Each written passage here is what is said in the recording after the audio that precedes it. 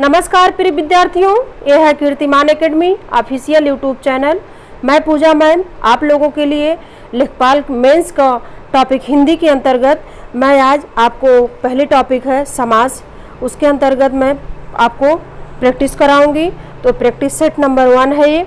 तो आज पहले समास के बारे में जान लेते हैं। समास कहते किसे हैं? समास वो होता है जो दो या से अधिक शब्दों के योग से जो शब्द बनते हैं, वाक्य बनते हैं, उसे हम समास कहते हैं।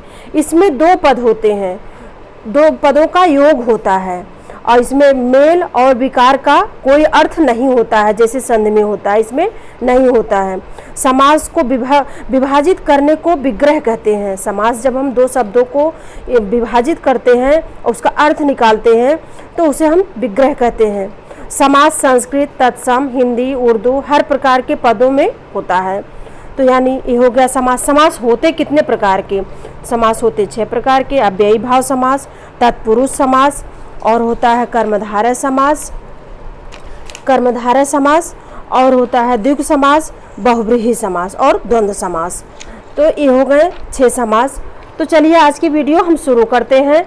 ये आपके बहुत ही उपयोगी सिद्ध होगी, क्योंकि एक भी प्रश्न इससे बाहर नहीं होंगे। आपके 25 प्रश्न में से कोई न कोई मिल जाएगा इसमें समास से। तो चलिए आज हम शुरू करते हैं। पहला प्रश्न, निम्नलिखित में से कौन तत्पुरुष समास का उदाहरण नहीं है? तो इसमें 4 विकल्प दिए गए हैं। तो तत्पुरुष समास का उदाहरण, इसमें आजन्म शब्द जो है इसमें तत्पुरुष समास का उदाहरण नहीं है। यह जो है अव्ययी भाव समास है और तत्पुरुष समास है। राजकुमार, यज्ञवेदी, ग्रामवासी ये तत्पुरुष समास के अंतर्गत आएंगे। आजन्म शब्द जो अव्ययी भाव समास के अंतर्गत आता है। तो विकल्प सी उत्तर होगा इसका। अगला प्रश्न है, निम्नलिखित किस एक में कर्मधारय समास है? तो चारों विकल्प जो दिए गए इसमें से कर्मधारय समास आपको पहचानना है। तो कर्मधारय समास में लड़का भूख से अधमरा हो गया है। तो ये विकल्प जो है ये कर्मधारय समास है। विकल्प ये उत्तर है इसका। इसमें जो अधमरा शब्द है इससे ये पता चल रहा है ये कर्मधारय है। अधमरा जैसे हो गया आधा मरा हुआ, इसका कोई अलग अर्थ नहीं आ रहा है, तो ये कर्मधारय समास हो जाएगा। जैसे चरण कमल, कमल रूपी चरण, इस तरह ये जैसे इसमें कमल चरण विशेषण और विशेष्य है, तो इसलिए कर्मधारय समास होगा। तो विकल्प ये उत्तर इसका सही है। अगला प्रश्न है, तुलसी कृत में कौन सा समास है? तुलसी कृत यानी तुलसी द्वारा रचित, तो इसमें हो गया आपका तत्पुरुष समास। तुलसी द्वारा शब्द लग गया है तो इसमें तत्पुरुष समास होगा। इसमें उत्तर पद जो खंड होता है वो उत्तर पद प्रधान है। इसमें तुलसी चिन्हों का लोप हो जाता, कारक चिन्ह का लोप हो जाता है। यह करण कारक तत्पुरुष समास है। तो विकल्प भी उत्तर है। अगला प्रश्न है, निम्न में से तत्पुरुष समास को पहचानिए। तो इसमें आपको तत्पुरुष समास पहचानना है।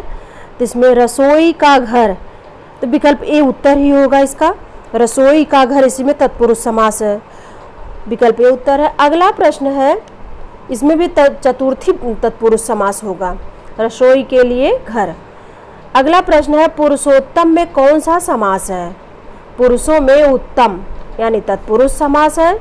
अधिकरण कारक के अंतर्गत आता है, 7वीं तत्पुरुष समास है ये। विकल्प डी उत्तर है इसका। अगला प्रश्न है, निम्न में कौन द्विगु समास का उदाहरण है? द्विगु समास ये सबको पता है, आप लोगों को पता होगा अच्छे से हिंदी में। ये होता है संख्यावाची द्विगु समास। तो जो पहला पद होता है संख्यावाची होता है, इसमें चौराहा शब्द जो है इसमें द्विगु समास होगा। विकल्प सी उत्तर है। अगला प्रश्न है, निम्न में द्विगु समास का उदाहरण कौन है? तो द्विगु समास फिर पूछा गया। तो द्विगु समास इसमें होगा नवरत्न। इसमें नव जो संख्यावाची है, रत्न हो विशेषण हो गया विशेष, इसलिए ये संज्ञा है। रत्न शब्द जो है संज्ञा है, इसलिए नौ शब्द जो है संख्यावाची, इसलिए विकल्प ए उत्तर सही है। द्विगु समास का उदाहरण है ये। अगला प्रश्न है, यथाशक्ति में कौन सा समास है? तो शक्ति के अनुसार यानी अव्ययी भाव समास है इसमें। विकल्प सी उत्तर है। इसमें प्रथम खंड की प्रधानता होने के कारण इसमें यथाशक्ति यानी शक्ति के अनुसार अपने शक्ति के अनुसार, इसलिए प्रथम पद जो है इसमें प्रधान हो रहा है। तो विकल्प सी उत्तर होगा। अगला प्रश्न है महापुरुष में कौन सा समास है? महापुरुष, महान है जो पुरुष, तो इसमें महापु कर्मधारय समास होगा, विकल्प डी उत्तर है। अगला प्रश्न है गुणहीन में कौन सा समास है? तो गुण से हीन, जब हम अलग करेंगे इसको तो गुण से हीन शब्द वाक्य बनेगा, तो ये तत्पुरुष समास के अंतर्गत आएगा। इसमें करण कारक तत्पुरुष समास का प्रयोग किया गया है, तृतीया करण कारक, विकल्प बी उत्तर होगा। अगला प्रश्न है श्याम सुंदर में कौन सा समास है? श्याम सुंदर में प्रथम पद विशेषण है, श्याम यानी विशेषण है। जिस समास में विग्रह होने पर दोनों पद के साथ एक ही कर्ता कारक की विभक्ति आती है वही कर्मधारय समास हो जाता है, तो यानी ये कर्मधारय समास है, विकल्प बी उत्तर है। अगला प्रश्न है अनपढ़ में कौन सा समास है? अनपढ़, बिना पढ़ा हुआ, यानी तत्पुरुष समास है ये। अन, इसमें प्रत्यय लगा हुआ है, उपसर्ग, अन उपसर्ग लगा हुआ है, तो इसलिए तत्पुरुष समास होगा, विकल्प सी उत्तर है। अगला प्रश्न है इनमें से तत्पुरुष समास किस शब्द में है? तत्पुरुष समास किस शब्द में है? तो भयभीत शब्द जो है इसमें तत्पुरुष समास है, जहाँ पर अंतिम पद की प्रधानता होती है। सामान्यतया प्रथम पद विशेषण और दूसरा पद विशेष होता है, तत्पुरुष समास कहलाता है। जहाँ भयभीत, भय से भीत यानी भय से डरा हुआ, इसलिए यहाँ पहला पद विशेषण दूसरा पद विशेष है, इसलिए यहाँ तत्पुरुष समास होगा, विकल्प ए उत्तर है। अगला प्रश्न है घन श्याम में कौन सा समास है?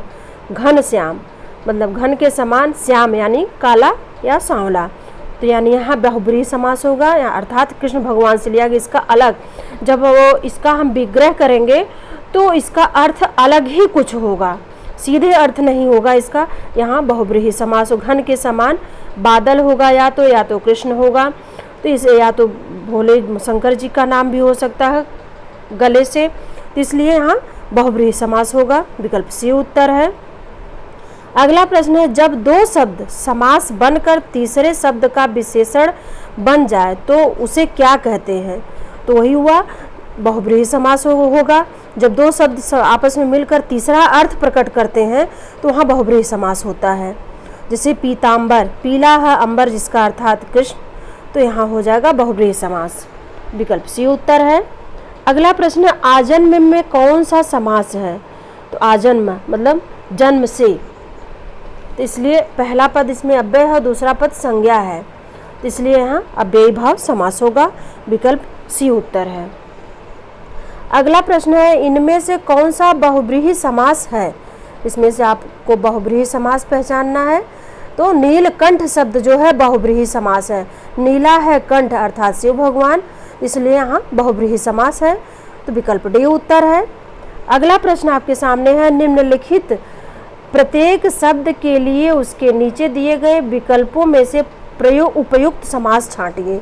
तो रोग पीड़ित, रोग से पीड़ित अर्थात यहाँ करण तत्पुरुष या तृतीया तत्पुरुष समास होगा, तो विकल्प डी उत्तर है। अगला प्रश्न है आपके सामने प्रतिमान, प्रतिमान में ये होगा अव्ययी भाव समास, इस जिसमें अव्ययी भाव का लक्षण है जिसमें पूर्व पद की प्रधानता हो और सामासिक अव्यय हो, तो वहाँ अव्ययी भाव समास होगा, इसलिए अव्ययी भाव समास है, विकल्प बी उत्तर है। अगला प्रश्न है वीर पुरुष में तत्पुरुष समास है। ऐसे तत्पुरुष समास में प्रथम पद बहुधा संज्ञा का विशेषण होता है, इसमें विग्रह में कर्ता और संबोधन को छोड़कर शेष विभक्तियां लगती हैं, तो इसलिए यहाँ हो जाएगा आपका तत्पुरुष समास। अगला प्रश्न है दशानन में कौन सा समास है? दशानन अर्थात 10 मुख वाला, अर्थात जिसके हैं 10 मुख, तो यहाँ बहुब्रीहि समास होगा, अर्थात रावण होगा, इसका अलग अर्थ निकलेगा, 10 मुख वाला अर्थात रावण, इसलिए बहुब्रीहि समास होगा, विकल्प बी उत्तर है।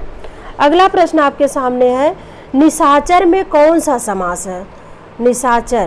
निशाचर में यानी रात्रि में विचरण करने वाला यानी निशाचर, तो ये तत्पुरुष समास वाला, करने वाला शब्द लग रहा है, रात्रि में कर्ता ने कर्म को करण से, तो इसलिए ये तत्पुरुष समास होगा, विकल्प बी उत्तर है।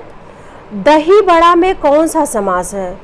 दही और बड़ा, और सब अलग अलग दोनों शब्द हो जा रहे हैं, तो दोनों पद दोनों अपने में संज्ञा हैं और विशेषण हैं, तो दोनों पद अलग हो रहे हैं, दही और बड़ा, इसलिए द्वंद्व समास होगा। विकल्प डी उत्तर है। अगला प्रश्न है, नीलोत्पल में प्रयुक्त समास का नाम चुनिए। नीला है उत्पल, यानी ये होगा आपका कर्मधारय समास। विकल्प ये उत्तर है। अगला प्रश्न है आपके सामने, पीताम्बर में कौन सा समास है? तो पीताम्बर पीला है अंबर जिसका, अर्थात या गणेश भगवान या तो इसलिए ये होगा बहुव्रीहि समास। विकल्प सी उत्तर है। तो ये थी आज की वीडियो। ये लेखपाल के लिए तैयारी करने वाले सभी विद्यार्थियों को शेयर कीजिए। अब हम मिलते हैं अगले मॉडल प्रैक्टिस सेट के साथ, तब तक के लिए धन्यवाद। Thank you.